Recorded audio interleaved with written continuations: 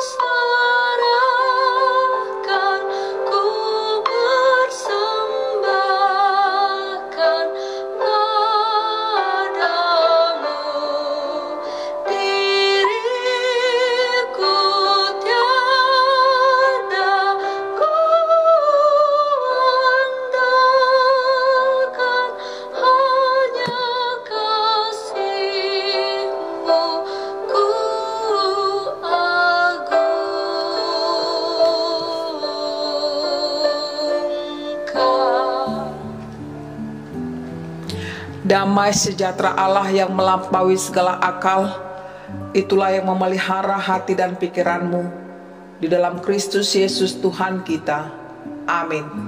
Ibu Bapa, saudara-saudariku yang dikasihi Tuhan Yesus Kristus, sebagai firman Tuhan untuk khotbah pada minggu ke-19 setelah Trinitatis, minggu tanggal 18 Oktober 2020, tertulis di dalam kitab Ayub pasal 42 ayat 7 sampai 17. Marilah kita dengarkan. Keadaan Ayub dipulihkan. Setelah Tuhan mengucapkan firman itu kepada Ayub, maka firman Tuhan kepada Elifas orang teman, "Murkaku menyala terhadap engkau dan terhadap kedua sahabatmu, karena kamu tidak berkata benar tentang aku seperti hambaku Ayub. Oleh sebab itu ambillah 7 ekor lembu jantan dan 7 ekor domba jantan, dan pergilah kepada hambaku Ayub. Lalu persembahkanlah semuanya itu sebagai korban bakaran untuk dirimu, dan baiklah hambaku Ayub meminta doa untuk kamu, karena hanya permintaannya lah yang akan kuterima, supaya aku tidak melakukan aniaya terhadap kamu, sebab kamu tidak berkata benar tentang aku seperti hambaku Ayub." Maka pergilah Elifas orang teman, Bildad orang Suah, dan Zophar orang Naamah. Lalu mereka melakukan seperti apa yang difirmankan Tuhan kepada mereka, dan Tuhan menerima permintaan Ayub.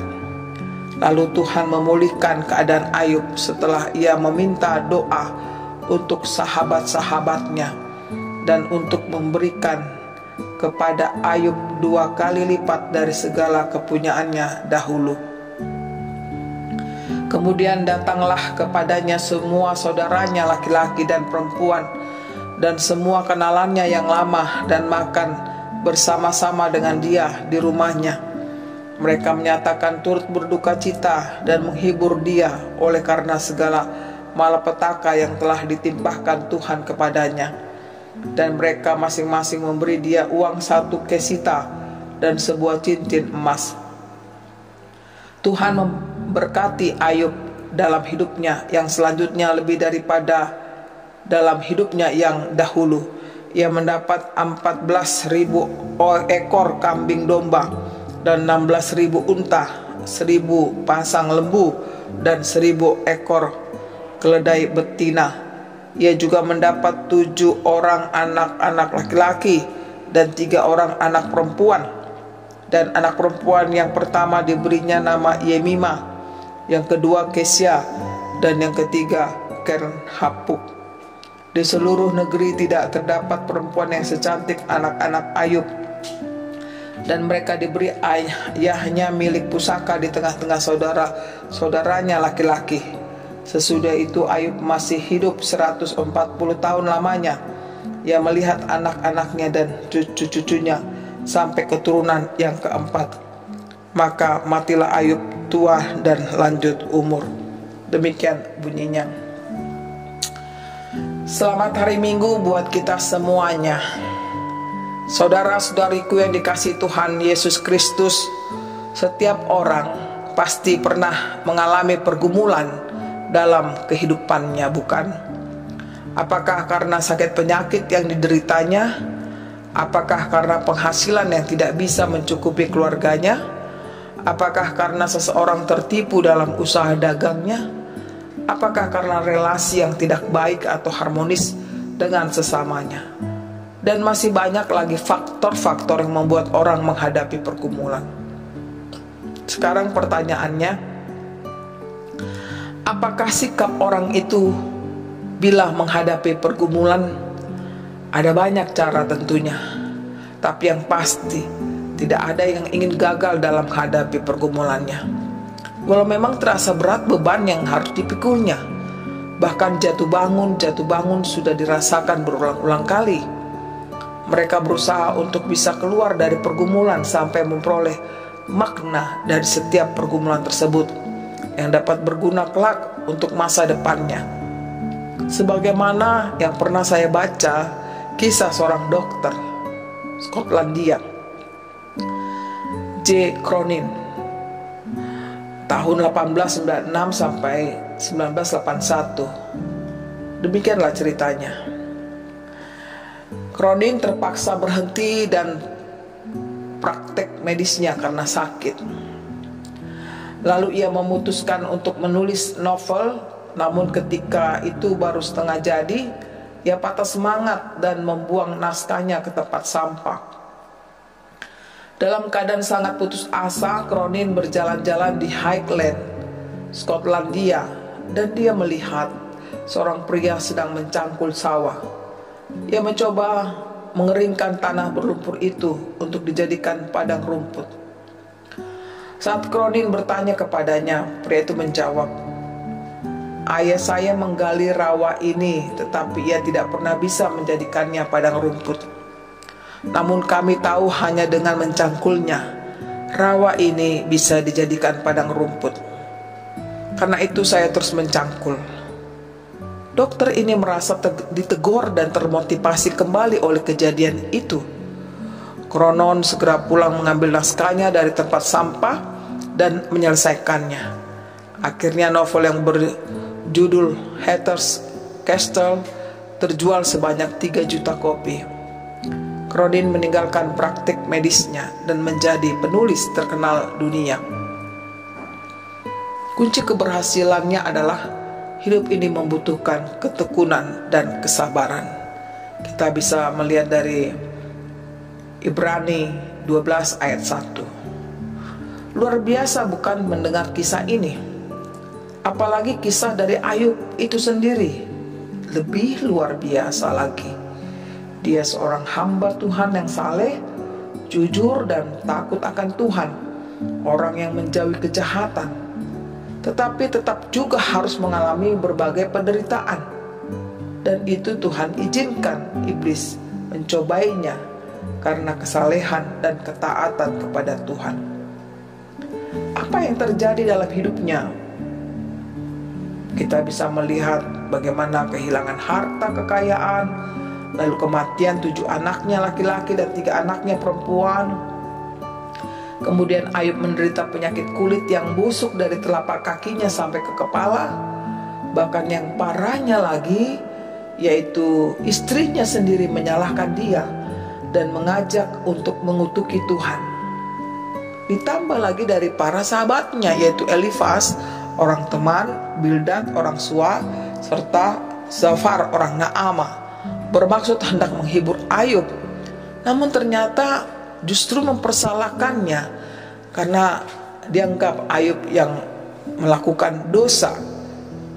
Kita bisa lihat Ayub 4 ayat 7 dikatakan, "Siapa binasa dengan tidak bersalah? Dan di manakah orang yang jujur dipunahkan?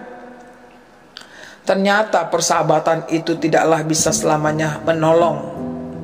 Tuhan Allah melihat seluruh peristiwa yang terjadi menimpa hidup Ayub. Tentu tidak dibiarkan Tuhan kondisi yang amat parah telah diderita si Ayub. Tuhan datang memulihkan keadaannya pada waktu yang tepat. Tuhan bertindak seadil-adilnya. Dia melakukan hukuman melalui murka Tuhan kepada sahabat Ayub, yakni si Elifas orang teman, Bildad orang Sua, dan Sofar orang Naamah. Mereka telah menuduh sembarangan bahwa Tuhan yang menjatuhkan semua kemalangan itu akibat dosa Ayub. Demikian Tuhan memulihkan keadaan Ayub sungguh luar biasa. Penderitaannya berganti kebahagiaan. Ayub mendapat berkat berlimpah yang tidak pernah dipikirkannya. Kita bisa lihat dari teks ini, ayat 42 ayat 11 sampai 15, yakni semua sanak saudaranya melakukan jamuan makan bersama. Mereka melakukan penghiburan kepada Ayub dan memberi masing-masing uang 1 kesita dan sebuah cincin emas. Demikian juga keturunan yang luar biasa dan harta lainnya. Umur yang panjang diberikan Tuhan, 140 tahun lamanya kepada Ayub, sampai juga keturunan keempat masih dia bisa bersama-sama dengan mereka.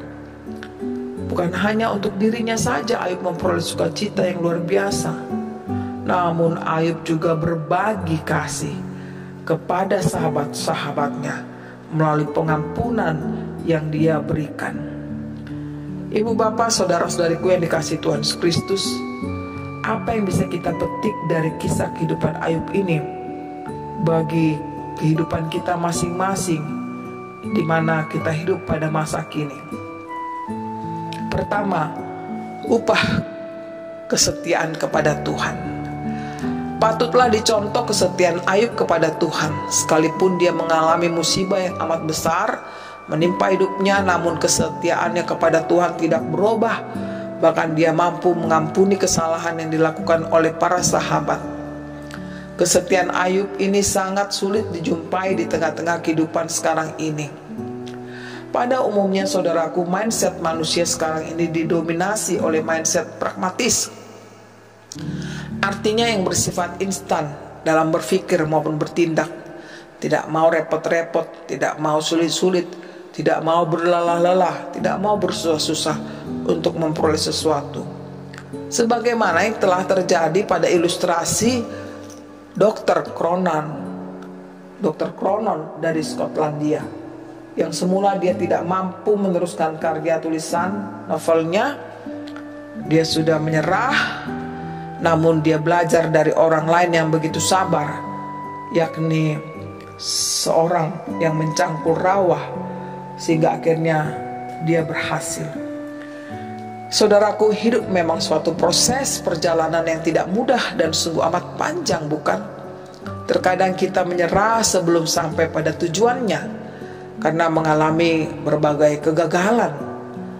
Disinilah pentingnya beriman kepada Tuhan, yang bukan sekedar kata-kata saja bahwa kita beriman kepada Tuhan, namun ujian demi ujian, mulai yang ringan sampai yang berat, haruslah dilalui dengan kegelisahan, air mata, kecewa, amarah, bahkan hampir-hampir putus asa. Selagi masih ada kesabaran menunggu waktu dan jawaban Tuhan, pastilah kemenangan ada di pihak kita. Saudaraku, Tuhan tidak akan membiarkan hidup orang yang setia kepada kehancuran, melainkan dia akan memperoleh kebahagiaan yang amat luar biasa. Kedua, ketekunan menghadapi pencobaan tidaklah sia-sia. Betapa berharganya sebuah ketekunan itu. Ibarat seorang petani yang menunggu panen, masa panen, seorang ibu yang hendak bersalin, seorang pemuda-pemudi yang menunggu jodohnya, dan lain sebagainya. Demikianlah Ayub yang penuh dengan ketekunan menanti kuasa Tuhan yang mengubah hidupnya. Maka Ayub berhasil untuk memperoleh yang terbaik dalam hidupnya, dari Tuhan saja. Begitulah juga hidup orang yang bertekun akan memperoleh hasil yang luar biasa, sebagaimana dalam Roma 5 ayat 4, ketekunan menimbulkan tahan uji. Ketiga, memaafkan orang lain walau sudah disakiti. Mengatakan lebih mudah daripada melakukan, bukan? Mengatakan maaf terhadap seorang tidaklah sulit, namun yang sulit adalah benar-benar memaafkan itu. Mengapa bisa terjadi? Sifat kerendahan hati itulah yang sulit dimiliki seseorang. Ayublah contoh orang yang rendah hati itu. Dia tidak menaruh dendam terhadap sahabatnya, walau dia sudah disakiti, walau sudah dihakimi. Ayub sudah menjadi pemenang bagi sahabat-sahabatnya. Memaafkan orang lain bukan suatu dianggap pekerjaan orang bodoh.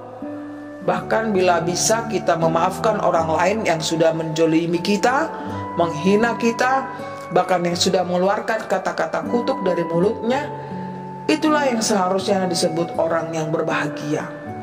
Kita bisa lihat dari Matius 5 ayat 11 sampai 12. Demikian juga kita masih ingat dengan doa Santo Fransiskus dari Assisi.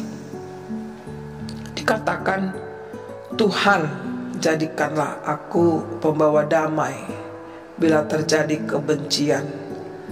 Jadikanlah aku pembawa cinta kasih bila terjadi penghinaan. Jadikanlah aku pembawa pengampunan bila terjadi perselisihan. Jadikanlah aku pembawa kerukunan bila terjadi kebimbangan. Jadikanlah aku pembawa kepastian bila terjadi kesesatan. Jadilah aku pembawa kebenaran. Bila terjadi kecemasan, jadikanlah aku pembawa harapan. Bila terjadi kesedihan, jadikanlah aku sumber kegembiraan. Bila terjadi kegelapan, jadikanlah aku pembawa terang. Tuhan, semoga aku ingin menghibur daripada dihibur, memahami daripada dipahami, mencintai daripada dicintai.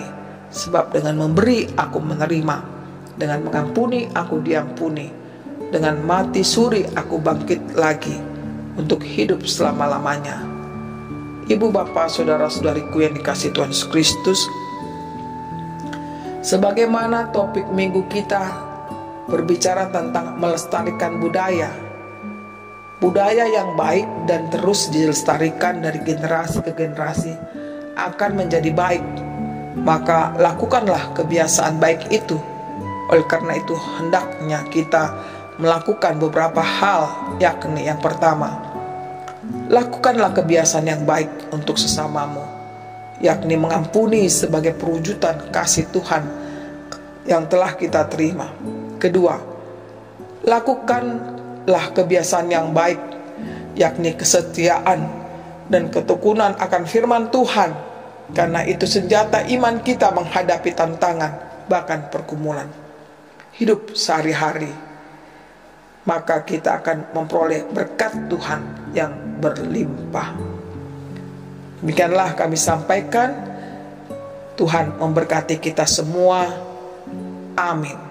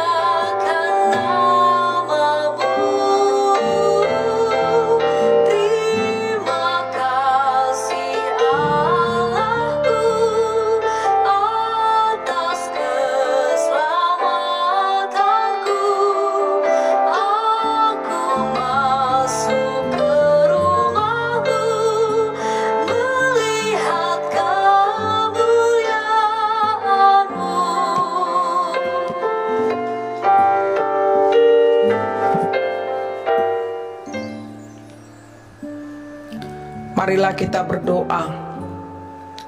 Kami sungguh bersyukur Tuhan, pada saat ini kami telah mendengarkan firman-Mu yang mengajak kami semua untuk kami dapat melakukan kebiasaan yang baik sesuai dengan kehendak-Mu, yaitu bagaimana kami mampu mengampuni sesama kami sebagaimana perwujudan kasih Tuhan yang telah kami terima.